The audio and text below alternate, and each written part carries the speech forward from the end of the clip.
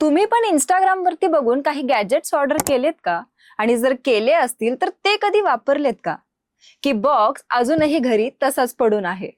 नमस्कार, मी रामेश्वरी शेजाळ आणि आज आपण बोलणार आहोत त्या सगळ्या जादुई गॅजेट्स बद्दल जे रील्स मध्ये भारी दिसतात पण घरी आल्यावर कचरा ठरतात.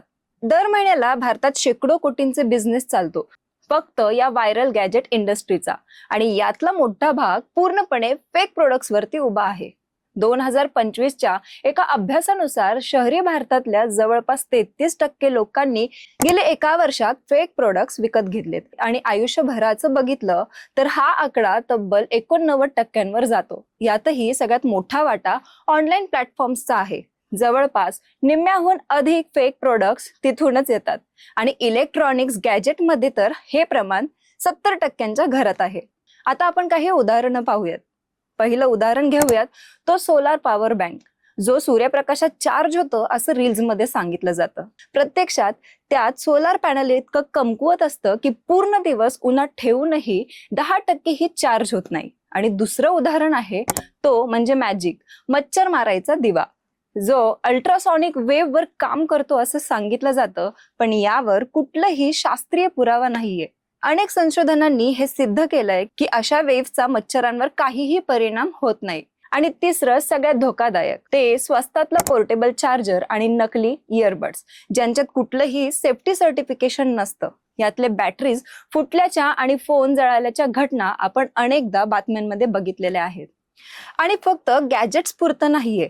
गेल्या वर्षी मुंबईत 6.5 कोटी रुपयांचे बनावटी ब्युटी प्रोडक्ट्स एकाच धडीत जप्त झाले होते. म्हणजे हे रॅकेट किती मोठ्या स्केलवर चालतं याचा एक नमुना आहे. आणि चौथा उदाहरण, तो LED स्किन केअर मास्क, जो 7 दिवसात ग्लोईंग स्किन देण्याचा दावा करतो. प्रत्यक्षात डर्मटोलॉजिस्ट सांगतात की खऱ्या LED थेरपीसाठी ठराविक वेव्हलेंथ आणि तीव्रता लागते, जी या स्वस्त मास्क मध्ये सहसा नसतेच. पाचवा उदाहरण आहे ती स्मार्ट फिटनेस रिंग, जी झोप, स्ट्रेस आणि कॅलरीज अचूक मोजते असं सांगितलं जातं. पण अनेक युजर्सनी टेस्ट केल्यावरती त्याच वेळी घेतलेल्या वेगवेगळ्या रिंग्सचे रिझल्ट्स एकमेकांशी अजिबातही जुळत नाही. आता खरा प्रश्न, हे प्रोडक्ट्स आपल्यापर्यंत इतक्या सहजपणे पोहोचतातच कसे? आणि याचं उत्तर आहे पेड प्रमोशनचं एक मोठं रॅकेट.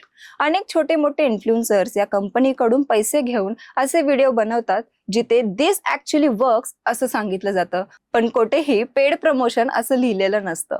हे कायद्याने खरं तर चुकीचं आहे, पण याकडे फारसं कोणीही लक्ष देत नाही. ASCIच्या एका अहवालानुसार भारतातल्या टॉप 100 डिजिटल स्टार्स पैकी तब्बल 76% इन्फ्लुएन्सर्सनी 2025 मध्ये डिस्क्लोजरचे नियम मोडले, जे मागच्या वर्षी 69% इतकं होतं. आणि याच वर्षभरात तपासलेल्या 1600हून अधिक इन्फ्लुएन्सर्सनी जाहिरातींपैकी तब्बल 97% जाहिरातींमध्ये काही ना काही त्रुटी आढळल्यात. म्हणजेच बहुतेक वेळा जो व्हिडिओ तुम्हाला माझा स्वतःचा अनुभव वाटतो तो प्रत्यक्षात पूर्ण पेड कंटेंट असतो. आणि यामुळे सामान्य माणूस दर महिन्याला हजारो रुपये अशा फेक प्रोडक्ट्स वरती वाया घालवतो. मग यातून बाहेर कसं पडायचं? तर काही सोप्या गोष्टी लक्षात ठेवा. पहिली गोष्ट म्हणजे प्रोडक्टचं नाव गुगल वरती सर्च करा आणि रिव्ह्यू किंवा स्कॅम हे शब्द जोडून बघा. आणि दुसरी गोष्ट, रील मधला व्हिडिओ हा नेहमी एडिट केलेला असतो, त्यामुळे फक्त व्हिडिओज वरती विश्वास ठेवू नका. तिसरी गोष्ट, जर किंमत खूपच कमी असेल आणि दावे खूपच मोठे असतील तर तिथे सावध व्हा.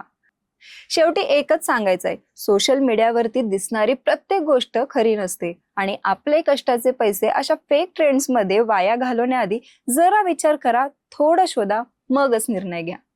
तुम्हाला असा एखादा अनुभव आलाय का जिथे इंस्टाग्राम गॅजेटने तुमची फसवणूक केली आहे? कमेंटमध्ये मला नक्की सांगा. भेटूया पुढच्या व्हिडिओत. तोपर्यंत सावधान राहा आणि विचार करून खरेदी करा. धन्यवाद.